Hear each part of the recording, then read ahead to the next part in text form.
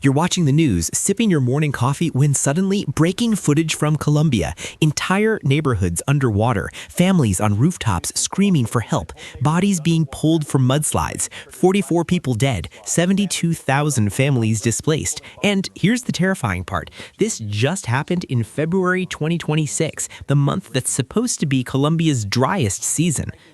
Let me paint a picture of what went down. It's February 7th, 10:30 p.m. in the southwestern department of Nariño. Heavy rain has been falling for days. A stream swells beyond recognition. Then, without warning, a mudslide rips through the municipality of Mayama. 7 people buried alive in their homes. Rescue teams with sniffer dogs digging through thick mud, pulling out bodies. The survivors? They're saying they've never seen anything like this in their entire lives.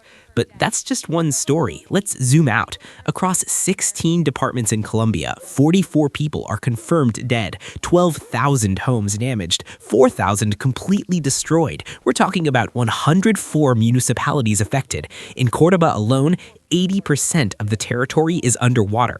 Let that sink in. 80%, 156,000 people affected in one department. The director of Colombia's disaster management agency said this surpassed even their most pessimistic scenarios. So, what caused this nightmare? Scientists point to an atypical cold front pushing down from the northern Caribbean, something that rarely reaches Colombian latitudes in February. This front forced humid air masses to rise over the Andean slopes, creating days of continuous, relentless rainfall. But here's the catch. January 2026 already had 64% above average rainfall. The ground was completely saturated before February even started. So when this cold front hit, the soil couldn't absorb anything. It all turned into runoff, flash floods, landslides, devastation. Now, let me tell you about the human cost. In Monteria, residents are wading through waist-deep water. A woman named Enid Gomez told reporters, "We've lost everything, all our belongings. We had never been through anything like this before. It always rained, but it was only a little, not like this." Families are using motorboats and makeshift rafts to salvage what they can. Cattle raising pastures, the backbone of Colombia's economy in these regions, completely submerged. Thousands of livestock drowned. In the coastal city of Santa Marta, the storms got so intense that a cargo vessel was driven ashore by powerful winds and currents. Road networks collapsed, bridges washed away. 13 municipalities in Uraba, Antioquian reported 9,000 families displaced. Communities cut off entirely from the outside world. No electricity, no clean water, no communication, just survivors clinging to whatever high ground they could find. Here's where it gets political. President Gustavo Petro declared emergencies across all Caribbean coast provinces and Chocó, but he also pointed fingers at decades-old infrastructure, specifically the Ura hydroelectric reservoir built in the 1990s. He argued these reservoirs weren't designed to manage excess water, but to drain lands and disrupt natural flow patterns, potentially making the flooding worse. The UNGRD director backed this up, criticizing levees and hydraulic works for altering natural water flows. The question everyone's asking now, did we engineer ourselves into this disaster? But let's talk about the elephant in the room. Climate change. Colombia's traditional wet-dry rhythm is breaking down. IDAM data shows the country's seasonal patterns are weakening. Climate scientists are saying what we're witnessing is climate change amplifying extreme weather events. And here's the kicker. January 2026 was recorded as the hottest month in global history.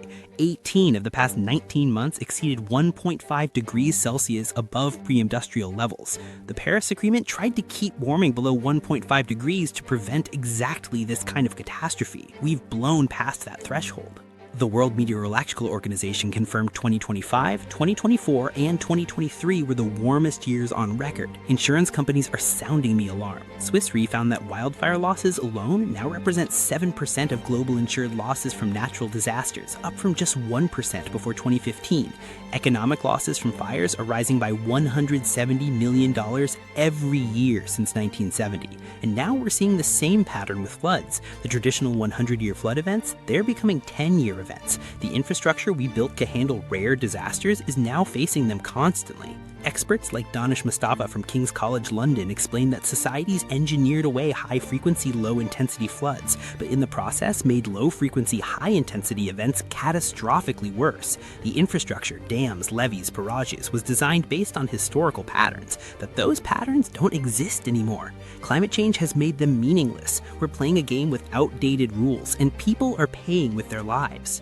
Let me give you the scale of what Colombia is facing right now. IDEAM has maintained high-level yellow and red alerts across at least 16 departments. They're warning that rainfall will persist across northern, central, and western regions. And here's the nightmare scenario. March and April are traditionally Colombia's rainy season. If they get normal seasonal rains on top of already saturated ground and overflowing rivers, the catastrophe could multiply tenfold. The UN Office for Humanitarian Affairs reported over 27,000 families affected.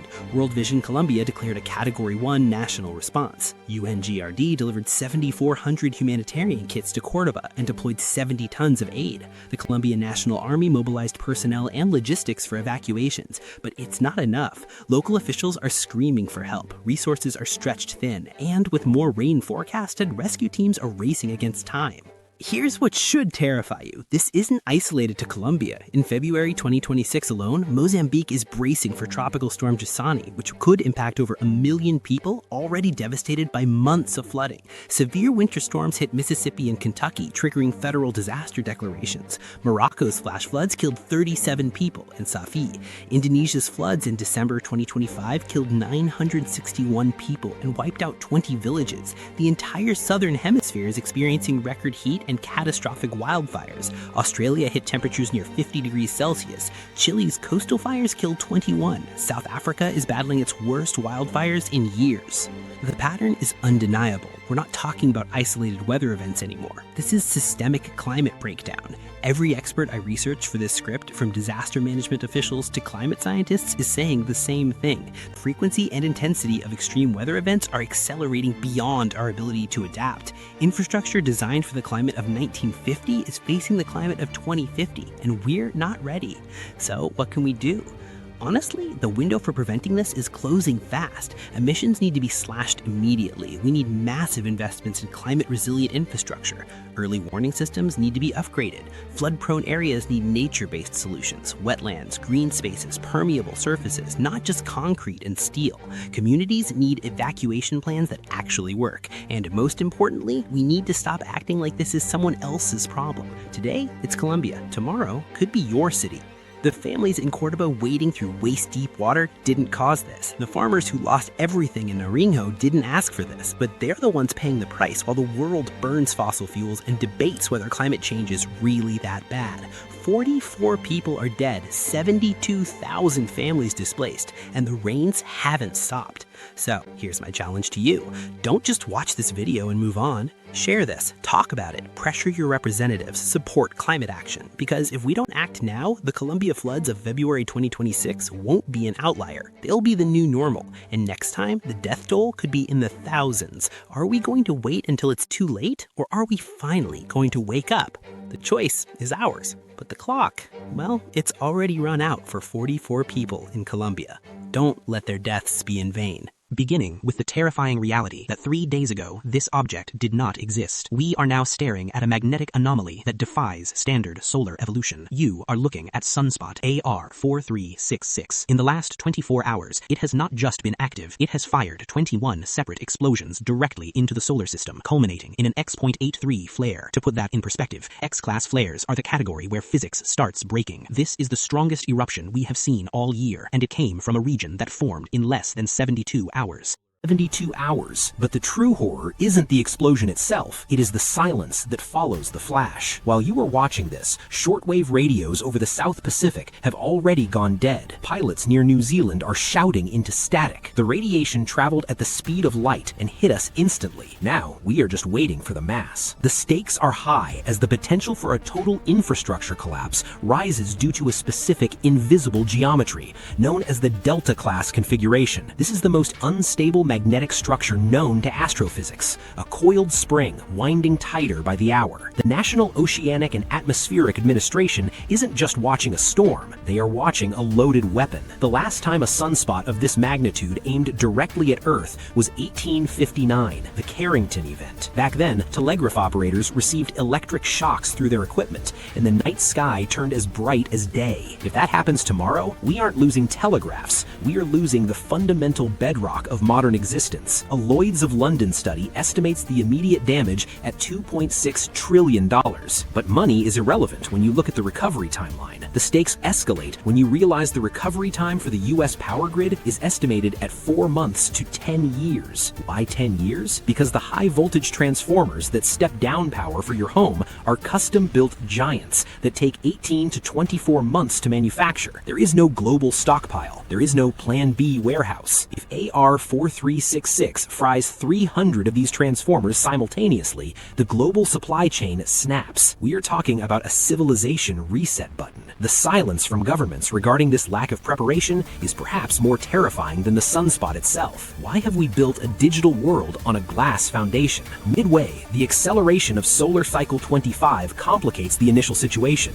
We are not in a random year. We are approaching solar maximum, and the sun is running hotter, faster, and more violently than any official model predicted. But the threat is twofold. It's the spear, it's the shield. While the sun grows stronger, Earth's magnetic field, our only defense against this plasma, is weakening. There is a growing dent in our shield known as the South Atlantic Anomaly, a region where radiation penetrates deeper than anywhere else. We are entering a period of maximum solar aggression exactly while our planetary armor is at its thinnest. This raises an uncomfortable question that few in the scientific community want to address publicly. Are we witnessing a hostile coincidence or a systemic vulnerability we don't fully understand? NASA's current models suggest the plasma cloud from this latest eruption might deliver only a glancing blow around February 5th, but these projections are probabilistic. Predicting the path of 1 billion tons of superheated plasma across 93 million miles of vacuum is a gamble, not science. We have been wrong before, and when the margin of error is the difference between a northern lights display and a continental blackout, mostly miss is not a comforting phrase. When a coronal mass ejection, or CME, hits, it compresses the magnetosphere, inducing rogue currents into the ground. These currents don't care about borders. They travel through pipelines, railroad tracks, and the long-distance transmission lines that keep your lights on.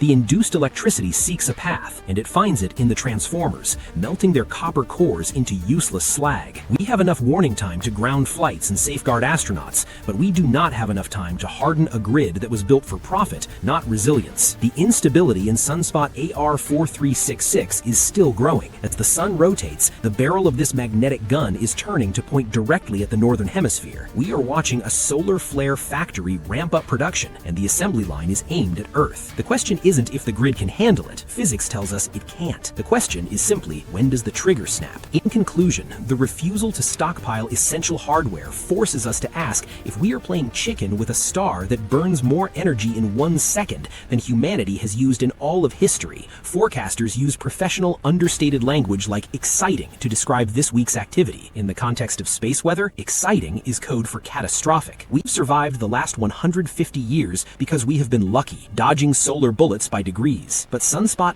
AR-4366 is the warning shot that our luck is borrowed, not earned. If the lights go out tomorrow and don't come back for a decade, will you be able to say you were warned? I want to know your take. Is this negligence or just the cost of doing business? Tell me in the comments.